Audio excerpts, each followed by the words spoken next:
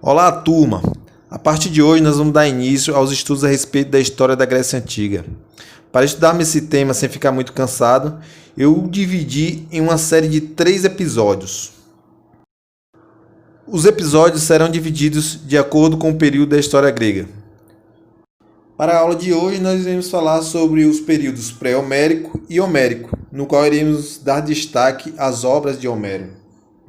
No segundo episódio, falaremos sobre o período arcaico, onde se destaca o surgimento das polis, ou cidades-estados, e daremos ênfase às cidades de Atenas e Esparta.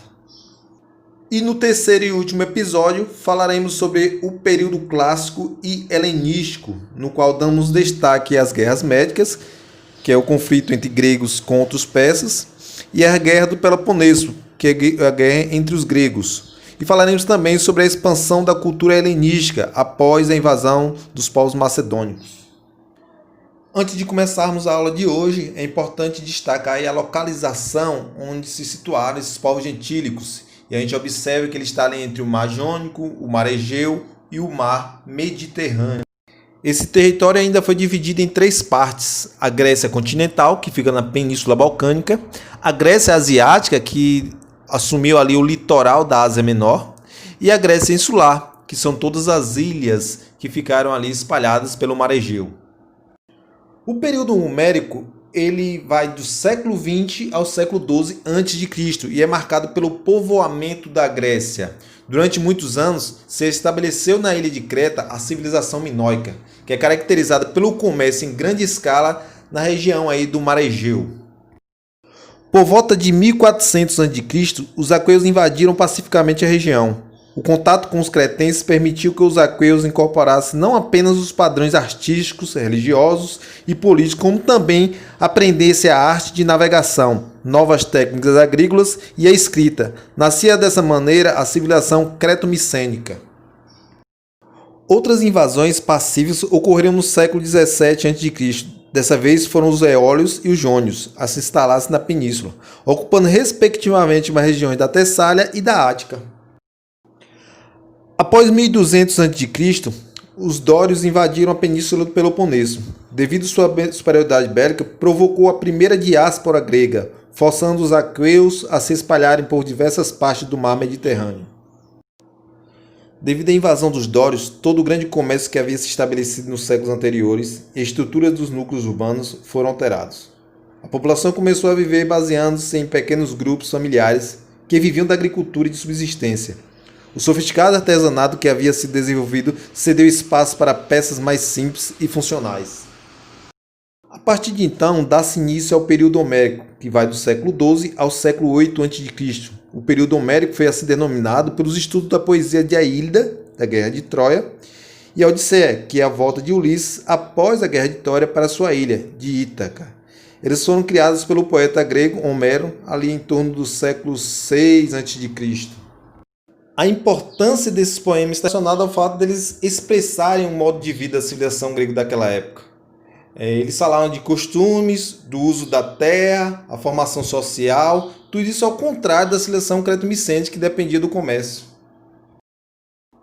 Assim como Homero, o poeta Hesíodo foi de fundamental importância para a preservação da cultura grega. Muitos estudiosos da antiguidade e da atualidade acreditam a ele e a Homero a instituição dos costumes religiosos gregos.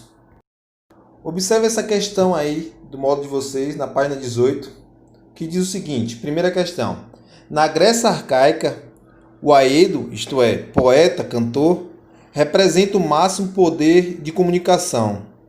Toda a visão do mundo e consciência da sua própria história é, para os gregos, conservada e transmitida pelo canto do poeta. Então você vê a importância desses 2 sujeitos, né? 2 importantes nomes que correspondem à descrição de poeta a que o texto se refere são. Então vocês observam que eles, nessa primeira parte, período homérico, né, vão ganhar destaque. Então está aí marcado a questão Homero e Hesíodo. São eles 2 que ganham destaque nesse momento. Como eu achei essa primeira questão um pouco informativa, eu trago uma outra questão aqui tirada da internet, achei bem interessante, vou colocar aqui para vocês, veja bem. No conto Laconte em Negras Águas, Marina Colasanti retoma, de modo intertextual, a história de Laconte, um sacerdote troiano que se posicionou contra a aceitação do famoso cavalo de Troia, deixado pelos gregos como suposta prova de rendição. Por sua atitude, Laconte foi morto por uma gigantesca serpente marítima, enviada por Poseidon, o deus dos mares do panteão grego, que estava ao lado dos gregos. Esse grande conflito entre gregos e troianos foi registrado no poema épico. Então, automaticamente, vocês vão relacionar, né, o texto aí. O texto está falando de quê? Da Guerra de Troia. A Guerra de Troia foi criada por quem? Por Homero, né? Tá lá nos contos da Ilíada. Fala da cultura, fala da religião, fala do comportamento dos gregos na época. Então, vocês marquem aí automaticamente, né, a alternativa B. Nesse período, se assistiu na Grécia continental a um refluxo das organizações sociopolíticas. As pessoas passaram a viver isoladas em oikos, como eram chamadas as unidades familiares. Logo, os vários oikos, por razões políticas e econômicas, começaram a se reunir em clãs por meio de parentesco arranjado e passaram a ser conhecidos como gênos. A luta pela sobrevivência, que dependia basicamente da terra, desencadeou uma série de guerras entre os gênos. Para enfrentar um inimigo em comum, os gênios passaram a se unirem, formando uma fátria. A partir daí, a igualdade social presente no período pré-homérico deixou de existir, havendo então a desigualdade social entre as tribos, contestando assim três grupos iniciais: os eupátridas, os georgóis e os tetas. Como vocês podem ver, os eupátridas eram os bem-nascidos, possuíam um grau de parentesco com o pater quando adultos e recebiam melhores terras. Os georgóis possuíam um grau de parentesco distante do pater, eram principalmente os agricultores e os artesãos.